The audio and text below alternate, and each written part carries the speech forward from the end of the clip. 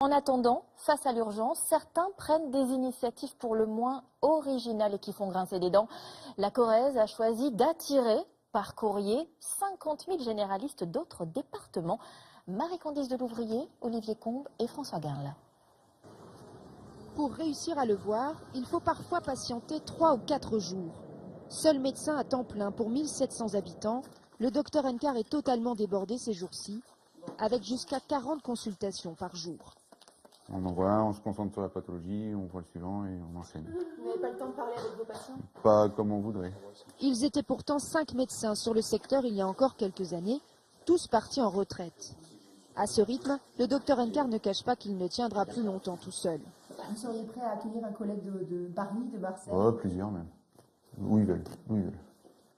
Pour attirer de nouvelles recrues dans cette maison médicale, le département vient d'envoyer à 50 000 généralistes dans toute la France ce message. Prescrivez la Corrèze, c'est bon pour la santé, accompagné de 10 offres d'emploi de médecins salariés avec avantages associés.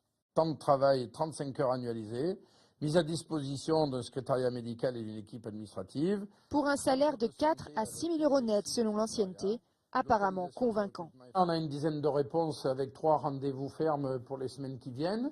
Ça vient principalement de Rouen, Paris, Marseille. On a fait aussi le choix de ne pas embaucher de médecins qui viendraient de zones tendues parce que on ne va pas aller faire de la concurrence à des gens qui vivent les mêmes difficultés que nous. Mais la démarche ne plaît pas à toute la profession. Certains généralistes la jugent racoleuse. On n'achète pas les médecins, ce n'est pas un produit de supermarché. Et là, on est clairement dans une espèce d'idée de financiarisation ou de marchandisation de la médecine. Venez, qui les ferait mon médecin, qui les ferait, quoi. C'est pas ça, quoi. C'est pas ça qui va faire une solution. Au contraire, ces étudiants, en 5e année de médecine à Toulouse, saluent plutôt l'initiative.